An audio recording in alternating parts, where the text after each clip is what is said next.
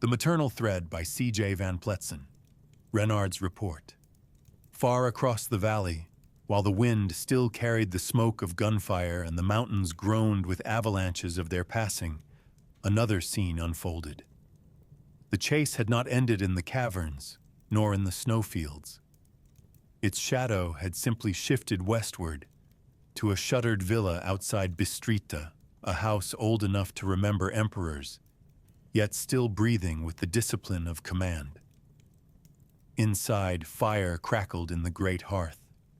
Not with warmth, but with hunger. The flames leapt high, casting long shadows that seemed like sentinels upon the carved oak panels of the walls. The air smelled of resin and ash, tinged faintly with iron, as though the fire devoured more than wood. Renard knelt before another man, his knees pressed into the rug, threadbare though once woven for nobility.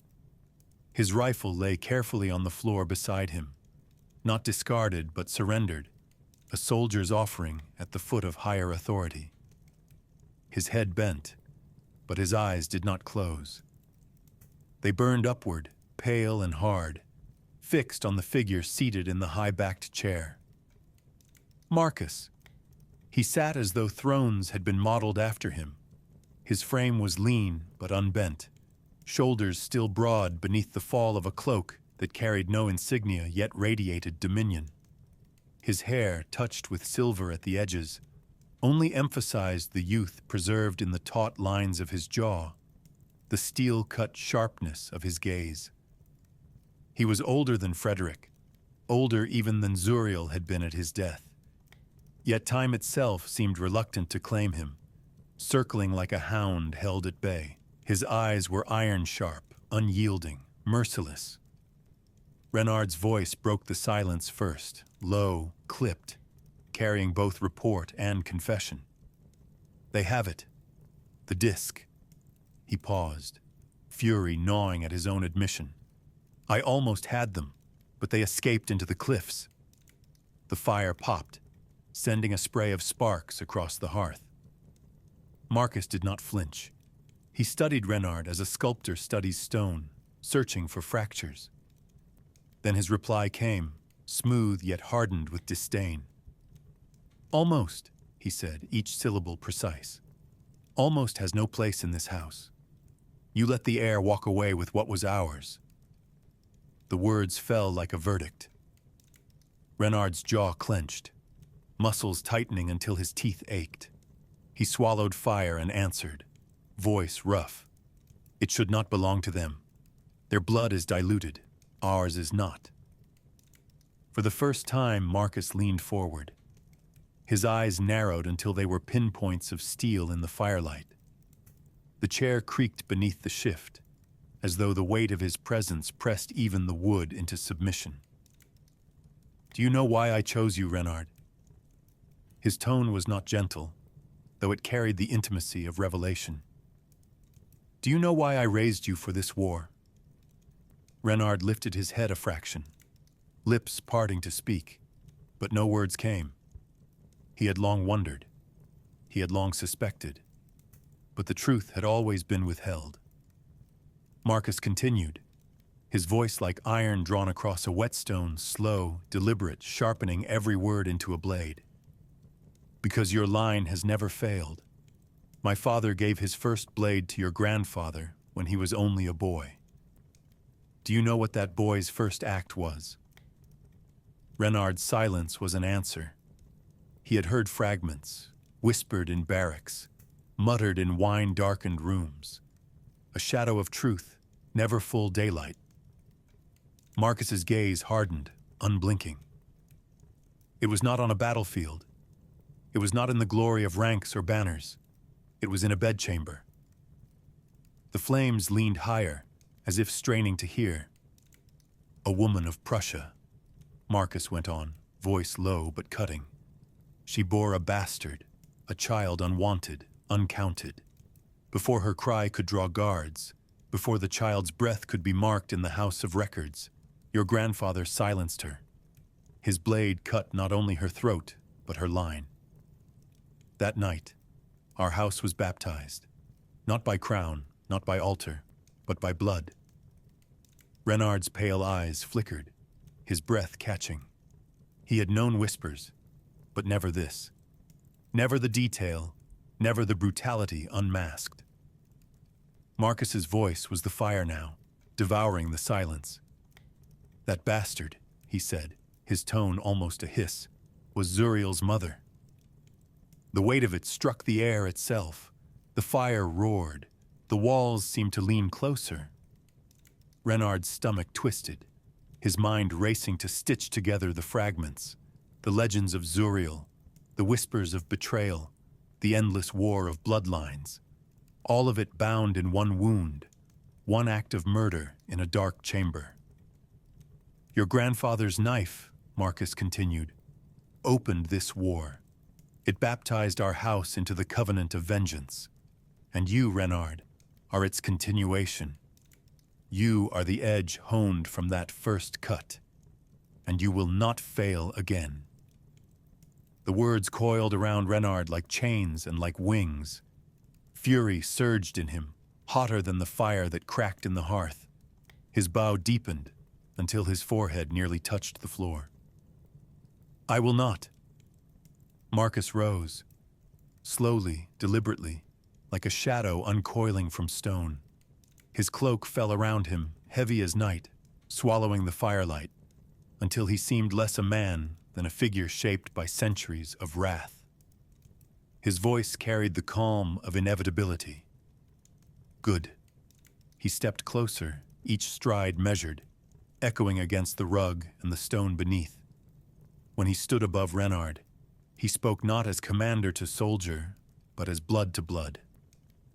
Because the heir believes he carries destiny, he believes the disk is his inheritance. He does not yet know that destiny is not a crown, it is a battlefield.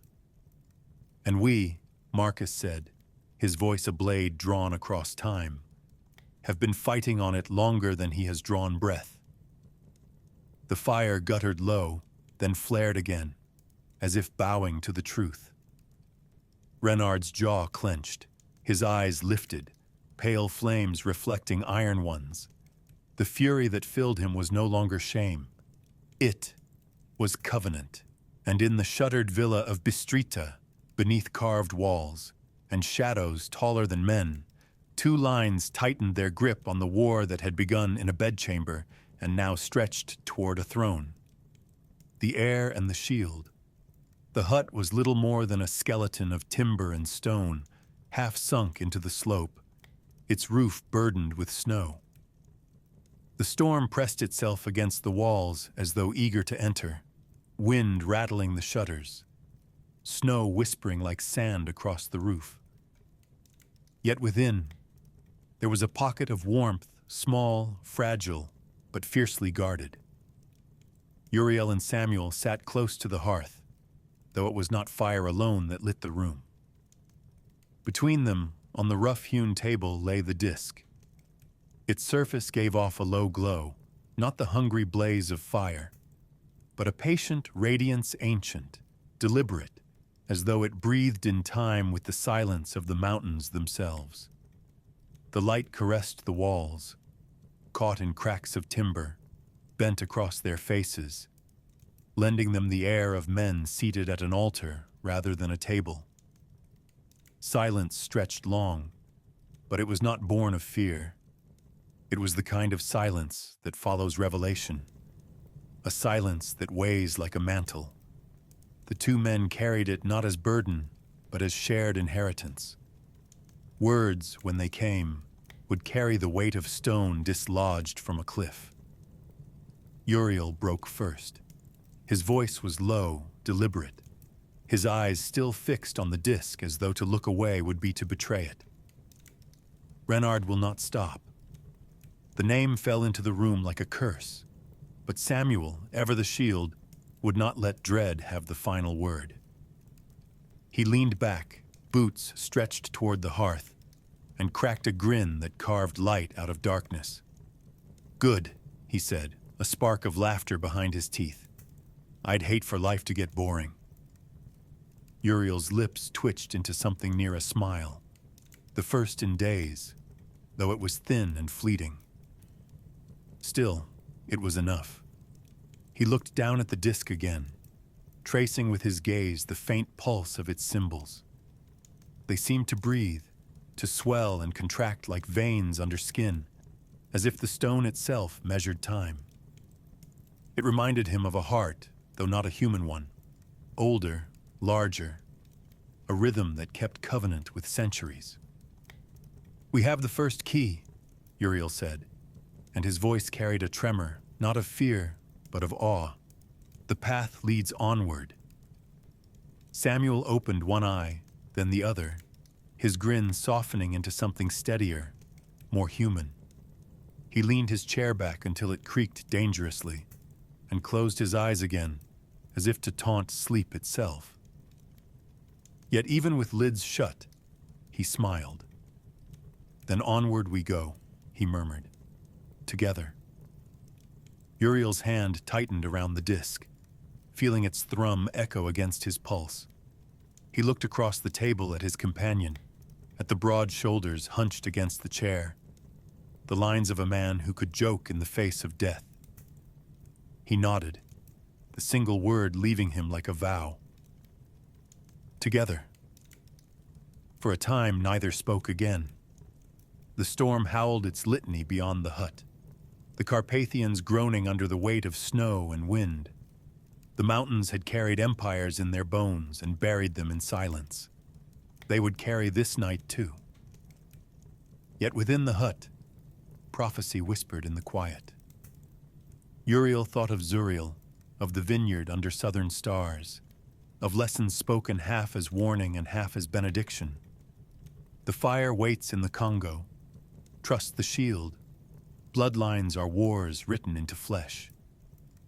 Every phrase returned to him now, braided into the silence, as though Zuriel's ghost had been seated with them at the table.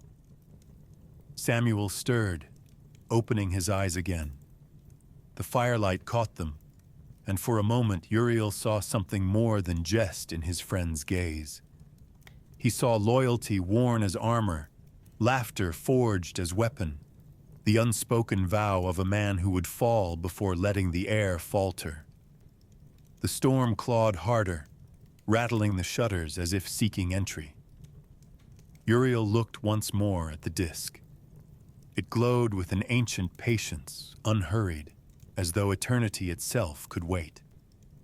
Its symbols shimmered faintly in rhythm with the fire's flicker, then steadied, holding their light. Two young men sat with it between them, one heir to prophecy, the other the shield foreseen before birth, their bond stronger than steel.